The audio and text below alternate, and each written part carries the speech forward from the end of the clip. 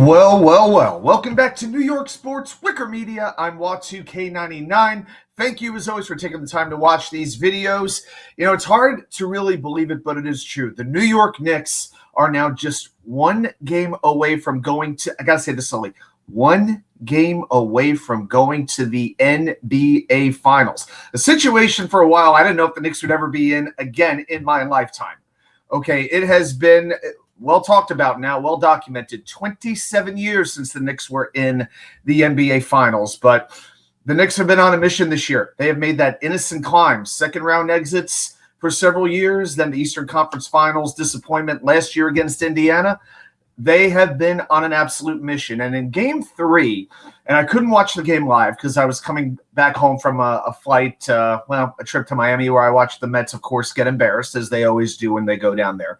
So I had to watch the game on delay. I got through the first half before I finally passed out. I mean, I've been up since 3 a.m., okay? I didn't want to have to take like an energy drink to keep myself going and then not be able to sleep. So I watched the first half and then just sort of faded out, watched the second half this morning.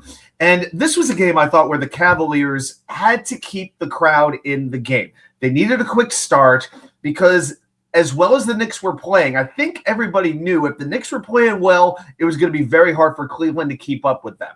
And the Cavs, what amazed me is just how soft Cleveland played this game, especially on defense. Knicks made 10 of their first 13 shots. Second half, the Cavaliers have 5 dumb turnovers. I mean, throwing like these long passes into the middle of the court. You know, I said after game 1 on a previous video, I didn't see anybody on that roster, nor the head coach and Kenny Atkinson, who could galvanize that team, who could rally that team after blowing that 20-plus point lead in game 1, and I still don't. You know, if the Knicks completely let down in game 4 on Monday, maybe this gets to game 5, but what gives me or any of us reason to think that that could happen? The Knicks are deeper, they're better coached, they're just flat better. And if you want to use the line that Cleveland is out of gas, okay, well, you know what? They should have played better. You know, Detroit, that series going 7 games, I can understand that, but they shouldn't have let Toronto push them to game 7. And the Knicks have outscored the opposition by 225 points over this 10-game winning streak. That is an NBA record. And this league goes back almost 80 years. It's pretty amazing. Now, I don't want to hear about how easy this run to the finals is for the Knicks, okay? The Knicks have elevated their level of play. They have made Atlanta, Philadelphia, and Cleveland look like borderline play-in teams. They have elevated their game, and you cannot deny that. So why am I wearing a Jets shirt? How does this tie in? I think about this 20-year run of ineptitude with the New York Knicks, basically from 2001 to 2021 is what we'll call it, with 1 or 2 little glimpses here and there, and just how low this franchise was. And that is where the Jets have pretty much been. I think about my history as a Knicks fan, what I've watched, what I've endured, along with all the other Knicks fans that are out there. And I make no secret, you know, that's my 4th team, okay? The NBA is my 4th league. Yeah, I root for the Mets, I root for the Jets, I root for the Rangers, I root for the Knicks. Now, maybe this 20-year took some of that passion out of me as a Knicks fan. I got no problem admitting that because when I'm growing up, you know, the Knicks, I'm used to them being in the playoffs. It was a rite of passage. I thought it would always be that way. You know, my memories go back to maybe 1989. My first real memory of the Knicks is seeing them rally from 2-0 down in the first round and eliminating the Celtics in Boston Garden, winning a decisive Game 5 in Boston. I saw the Knicks make the playoffs 15 years in a row. I remember those Sunday 1 p.m. games against Miami, against Charlotte, against Indiana, Cleveland, New Jersey. You know, and it always felt like the Knicks had an advantage in those games because maybe the other team was out the night before, but the Knicks always seemed to have the edge there. And I think about moving ahead a little bit, the John Starks dunk. You know, the infamous dunk in 93 in Game 2. Knicks go 2-0 on Jordan and the Bulls. Well, they never won another playoff game the rest of that year. I think about 1993. Charles Smith, Game 5. Fouled many, many times. Never called. The Bulls steal that game. And that was the team I think the Knicks lost maybe 3-4 home games all year. But they lose that one. I think about the heartbreak in 1994. Finally getting to the finals, only to fall 1 game short in Houston.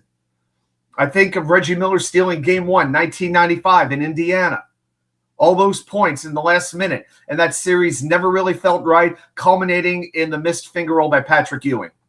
And then Pat Riley quits on the team, leaves and goes to Miami. 1997, that may have been their best team. You still had the old school, but you had the new school coming in. You still had Ewing, Oakley, and Starks, but now you're bringing in the Allen Houstons of the world. And that may have been their best chance to beat the Bulls. Unfortunately, we'll never know because of the bench-clearing brawl against Miami when the league basically suspended half the Knicks roster for games 6 and or 7. Then I fast forward, the amazing run in 1999. You still have Allen Houston, Ewing on his last legs, but you add Latrell Sprewell, you add Marcus Camby, you add Larry Johnson. As a matter of fact, my first date, that wasn't like a school function, just bring up behind the personal side of Watch UK99. My first non-school date ever was the night of Game 6 of the Eastern Conference Finals against Indiana. We went, if you're wondering, we went to see Notting Hill. I learned don't go to a movie on date 1. Not a great idea, even though it's a great date movie. There wasn't a second date if you're wondering, but it was still a very good night, mostly because of the Knicks. But then I missed the whole finals because I committed to spend 2 weeks with my church serving mission work in Idaho, so I didn't get to see any of the finals. I didn't even know the Knicks lost the finals until 4 days after it happened when I came home. And you know what? If Patrick Ewing and Larry Johnson don't get hurt, who knows? Maybe they do give Robinson and Duncan a challenge. Then I go off to college in Boston, and the run starts to end. The Knicks lose at the decisive game in the Eastern Conference Finals to Indiana. Jalen Rose really emerged as a star. And then the next year, that was really it. Toronto beats the Knicks, with Charles Oakley on the team, I'd like to point out, beats the Knicks in the first round. And you know what? It felt like the absolute end of an era. I could not believe they lost that series.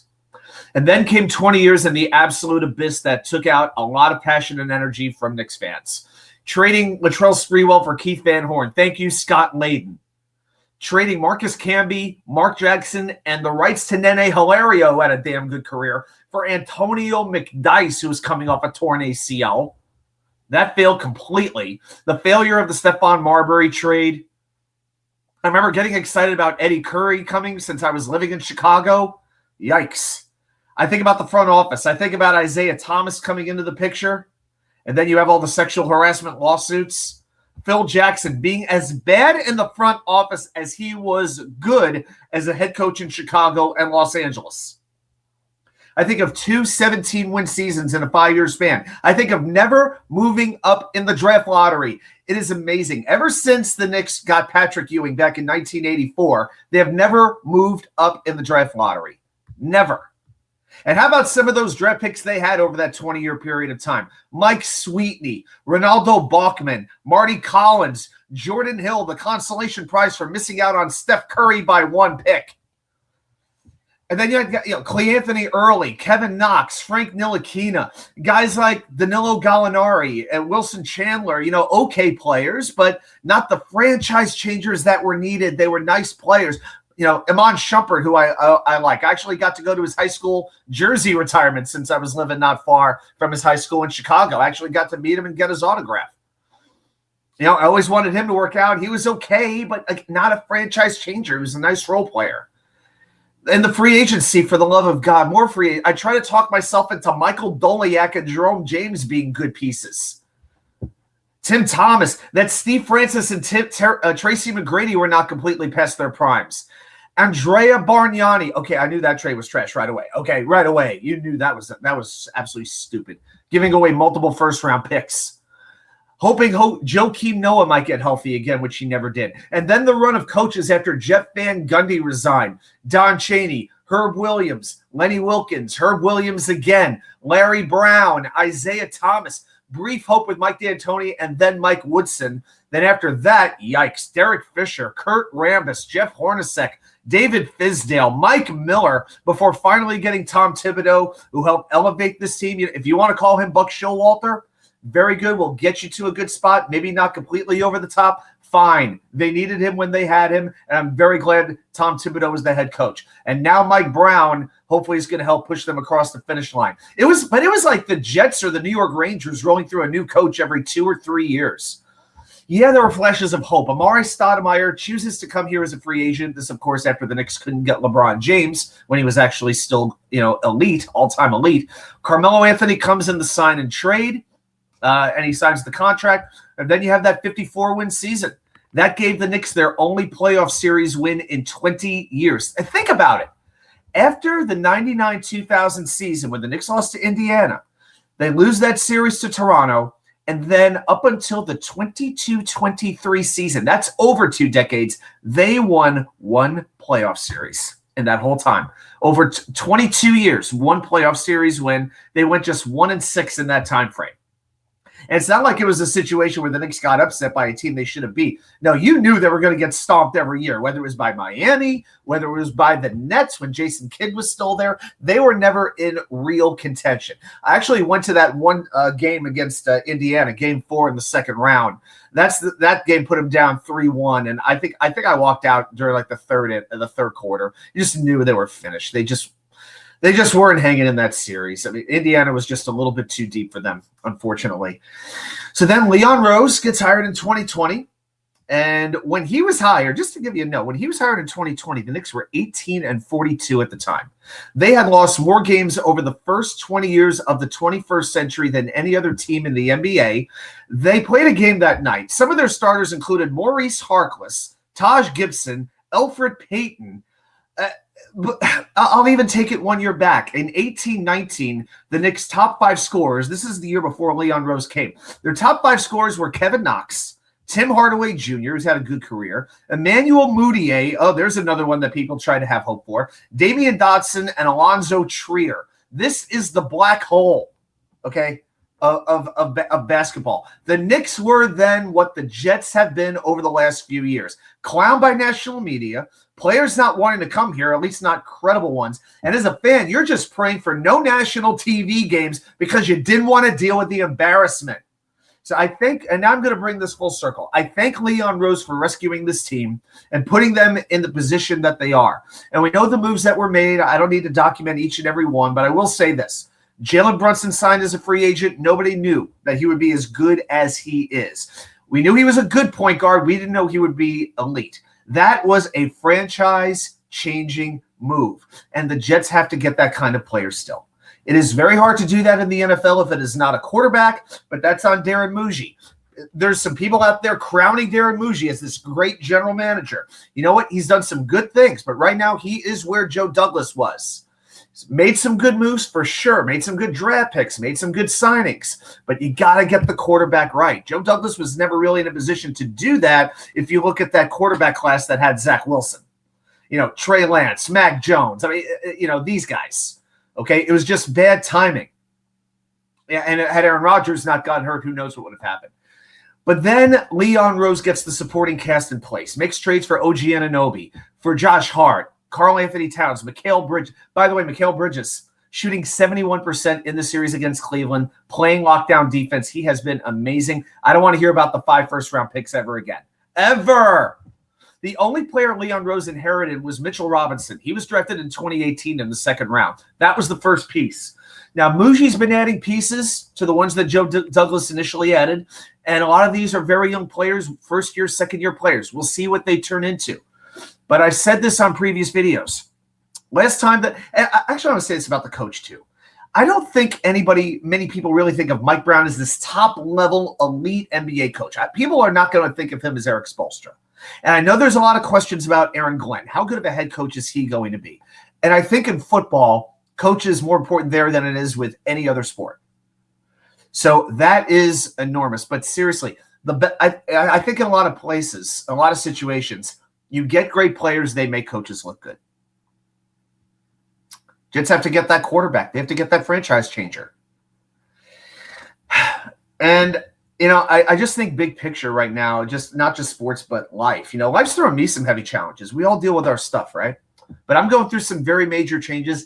And as a Knicks fan, I am just doing what I can to take this in. I live in North Carolina. I'm not surrounded by Knicks fans exactly.